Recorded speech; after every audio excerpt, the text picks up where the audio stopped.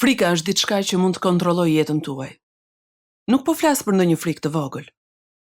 Po flas për atë lloj frike të thellë që të mbërthen në stomak, të bën të dridhesh dhe që ti nuk e kupton se pse është aty.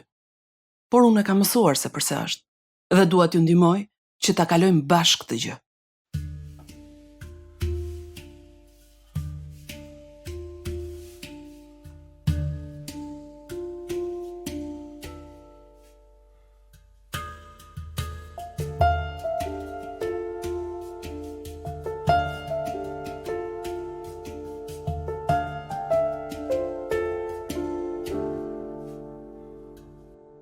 Kjo është hera e dytë që e kam takuar Lizën.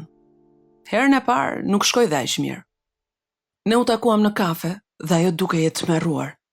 Tunte këmbët në karrige dhe pastaj I hidhte ato mbi njëra tjetrën, herë njërën, herë tjetrën dhe shite nga dritarja. Në fund, ajo tha se kishte nevojë të merrte ajër dhe nxitoi të dilte për nga kafja. Kaq ndodhi. Nuk bëm më biseda. Nuk e takova dot më, deri tani. Këtë herë I thash të vinte në park.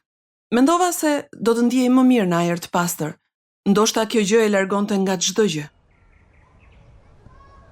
Përshëndetje, Klara. Përshëndetje, Liza. Ja ulu këtu me mua, nëse ke qef. Ky stoli që ka shumë I madh. Si je? Jam mirë. Të kërkoj falje për atë që ndodhi herën e parë. U tregova budallaqe dhe vërtet më vjen turp. Nuk do të ndodh përsëri. Jo, nuk ka problem, Liza. Të kuptoj shumë mirë. Nuk e di se ç'dreqin kam. Ndonjëherë jam mirë dhe pastaj më duket sikur do të vdes. Dhe dua të largohem me vrap, por nuk mund të vrapoj. I them vetes se jam e sigurt dhe jam mirë, por duket sikur trupi im nuk më dëgjon. Kam marrë fund. Nuk ka problem, Liza. Ti ke një reagim dhe është shumë normal. Prit pak. Vërtet? Çfarë po thua? Si mund të jetë normal? Unë jam kaq e frikësuar, për çdo gjë kam frikë, Klara, për çdo gjë. Kur jam në një turm të madhe njerëzish, ose kur eci pra një grupi djemsh, madje edhe kur dëgjoj një burrë që qesh, ndjej një lëmsh në stomak. Dhe jo vetëm kaq, mund të ndodh edhe nga budallallëqe. Kur shkoj në dyqan për shembull, kur duhet të shkoj të blej ushqime, më parë duhet të ulem vetëm për 15 minuta, thjesht që të mbledh forcat për të hyrë në dyqan. Ç'munduri, nuk e kuptoj se ç'dreqin është kjo. Unë e kuptoj. E kuptoj sepse e kam provuar. Dhe ndonjëherë e provoj përsëri, edhe pse pas kaq shumë vitesh. E provon? Por ti nuk dukesh e friksuar. Edhe kur të pash në rrugë, kur po flisje me vajzat, dukesh e sikur kur nuk ke frikë nga ndonjë gjë. Sepse mund ta fsheh. Mund ta fsheh kur dua ta fsheh. Ashtu si të gjitha vajzat që janë larguar nga jeta e rrugës. Të gjitha e fshehim. Sepse mendojmë se askush nuk do të na kuptojë. Njerëzit që nuk e kanë bërë një jetë të tillë, mund të mendojnë se jemi me fiksime. Kështu që ne e mbajmë të mbyllur brenda vetes. Po, derisa shpërthejmë. Para pak javësh, I me motër po vonohej dhe akoma nuk ishte ardhur në shtëpi. Mua menjëherë më shkoi mendja se mos e kishin rrëmbyer, ose mos e kishin përdhunuar, dhe dola me vrap në mes të natës për ta kërkuar. Ajo ishte tek shtëpia e një shoqeje dhe po flisnin për gjërat e tyre. U habitën kur më pan, sikur donin të më thoshnin: "Çfarë të ka gjetur ty?" E po, duke pasur parasysh se çfarë ke kaluar ti, është normale që të trëmbesh. Në fakt, kjo që të ndodhi ty ka një emër të caktuar. Quhet stres post-traumatik. Çfarë? Si mund të kem stres post-traumatik? Kjo është një gjë që e kalojnë ushtarët që kthehen nga lufta. Unë nuk jam ushtare, nuk kam qenë kurrë në luftë. Ke qenë. Unë kam punuar si punonjëse seksi. Liza, njerëzit e quajnë tregti seksi, por është shumë më shumë se kaq apo jo. Ti pagueshe që të aktroje dhe të mos thoshe kurrë jo. Edhe kur u lërisje brenda teje, jo, nuk nxirje zë, sepse kishe shumë frikë. Dhe kur më në fund the jo, ata nuk u ndalën, apo jo? Nuk e thasha aq fort sa duhej, ose nuk luftova aq fort sa duhej. Ose nuk ka të bëjë me ndonjë mënyrë magjike për të thënë jo. Mendon se do të sprapseshim po t'u bërtisje me zë të lartë, ë? Jo. Ata bastardë vetëm më qellonin dhe më thoshin se po bëja si e vështirë. Ishe në shtëpi publike apo jo? Jo tamam. Shkoja kudo ku më caktonte tutori. Zakonisht në një dhomë apartamenti, pse pyet? Sepse kam vënë se merr frymë me vështirësi. Sa herë që mbyllet dera e ndonjë dhome, prandaj ke frikë se mos bllokohesh brenda një dhome, kështu? Po. Më ndodh gjatë gjithë kohës. Edhe në shtëpinë time. E di që është budallallëk. Po çfarë të bëri që të rrije në atë dhomë? Frika. Ndoshta frika se do të më rrihte tutori, nëse nuk e kënaqja dhe nuk e ndihmoja me disa gjëra. Një djalë erdhi dhe më tha se tutori im I kishte para borxh, dhe se do ta vrisnin po të mos u jepte parat. Por pastaj më tha se po të bëja seks me të, ai do t'ja falte borxhin dhe do ta linte të lirë. Kështu u bëra ç'më tha ai. Dhe Mirë, mos ki frik, Liza. Unë jam këtu. mendova se vetëm ai do të bënte seks me mua. Por ai nënqeshi në mënyrë të tmerrshme dhe më tha: "Sa budalla që je. Të gjithë këta burra kam paguar për ty." Pastaj ai u largua. Dhe të tjerët filluan të vinin njëri pas tjetrit, përsëri. Dhe unë po qaja nga brenda. Por e lash të ndodhte sepse nuk kisha zgjidhje tjetër. Kur ata mbaruan me mua, më hodhën si plerë në park. Isha me fat besoj sepse edhe mund të më kishin mbajtur. Unë nuk isha në gjendje të kundërshtoja. Po pastaj çfarë ndodhi? Nuk e pash më kurrë atë qelpsirën tutorin tim. Ai që I kishte dhënë para borxh mori apartamentin. Më mori edhe mua. Kur pash dhomën ku kishte ndenjur tutori im, ishte bosh. Gjërat e tij nuk ishin aty. Mendoj se përderisa borxhi I tij u shlye, ai nuk kishte arsye që të rrinte më aty. Dhe kështu më shiti tek një tjetër dhe më braktisi. Dhe që atëherë ti po paguan për këtë. Po, Liza, ti ndoshta nuk je ushtare, por bëre luftë për tutorin tënd. unë I lejova të më bëjnë edhe gjëra të tjera të tmerrshme. Liza, ti bëre një luftë brenda vetes tënde dhe akoma po vazhdon ta bësh. Ti luftove me instinktin tënd për t'u larguar dhe luftove me trupin tënd kur ai u lërinte dhe donte që gjithçka të merrte fund. Ndoshta nuk të qelluan me plumb si një ushtare, por është njësoj sikur të qelluan me thik apo jo. Dhe mendoj se një goditje e tillë në një vend kaq intim është më e keqe se sa goditja me një thik të vërtet. Dhe është më e dhunshme se sa goditja me një plumb. Ti je plagosur, Liza. Dhe mendja e trupi yt po reagojnë ndaj kësaj plagosjeje.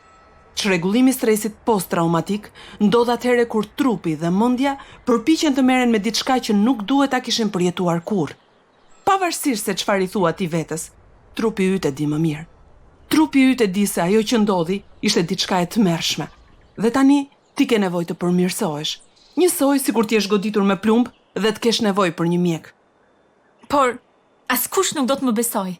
Do të më thonë, e po ti punëtore seksi je. Nuk duhet të keq qenë dhe aq keq. Dhe kanë të drejtë. Mund të kishte shkuar edhe më keq. Po, mund të kishte shkuar edhe më keq. Mund të kishe vdekur. Por plaga është plag dhe ka nevojë që të shërohet. Prandaj unë them, është më e rëndësishme që së pari të vizitohesh tek një mjek dhe të bësh një ekzaminim të plot për të përjashtuar ndonjë problem fizik që ti mund të kesh. Ti thua që të shkoj tek një doktor pa vlerë, që të më thotë se nuk kam asnjë problem në trup. Por përsëri kam dhimbje, shumë dhimbje brenda meje. Po pastaj mund të shkosh edhe të flasësh me dikë tjetër. Askush nuk do që të dëgjoj. Unë dua. Ka dhe njerëz të tjerë që duan. Ka këshillues, ka terapist, ka edhe mikesha. Ka mikesha që ti akoma nuk I njeh. Vazhdo të flasësh derisa dikush të dëgjojë, Liza, sepse dikush ka për të dëgjuar. Ashtu sikurse duhet të vazhdosh të kërkosh një mjek që do të ndihmojë. Kërkoj edhe njerëz që duan të dëgjojnë. Dhe unë njoh edhe dikë tjetër që do të dëgjoj. Ai të ka dëgjuar gjithmonë, vazhdimisht, Liza. Kush? Perëndia. Oh, jo. Unë jam një lëmsh I pasgjithshëm. Nuk mund të shkoj në kish. Po unë nuk thash në kish. Thash Perëndia. Perëndia nuk është një ndërtesë apo një prift. Ai është për te I këtyre dhe po pret të dëgjoj çdo mendim dhe çdo frikë që ti ke. Ai do të ndihet I turpëruar nga unë.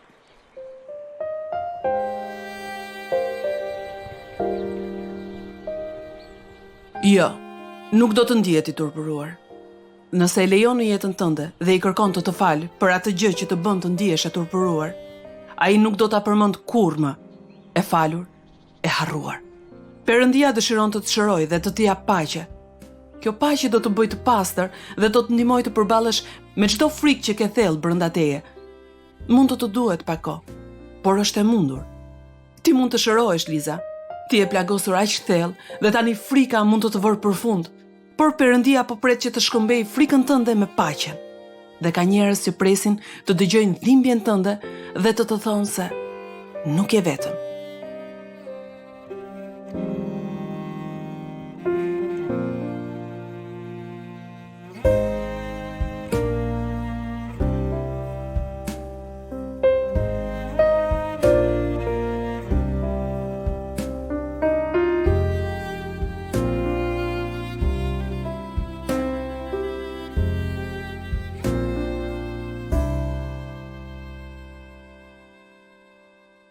Një vajzë tjetër që është abuzuar aq shumë, sa që ndihet plotësisht e pavlerë dhe madje ka frikë që të jetë vetëm.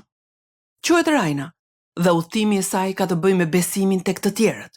Kjo do të jetë historia që do të dëgjoni herën e ardhshme. Ky program është prodhuar nga Thesaret të Fshehura, një projekt i Transworld Radio, shpresë për ty. Të gjitha këto episode janë menduar për përdorim personal dhe privat të dëgjuesit. Episodet Thesaret të Fshehura nuk mund të kopjohen ose të rishpërndahen në ndonjë mënyrë tjetër pa një leje të shkruar. Për të marrë leje për ta përdorur këtë program për organizatën tuaj, ju lutem na shkruani në hiddentreasures@twr.org. Edhe njëherë kontakti i emailit është hiddentreasures@twr.org. Faleminderit.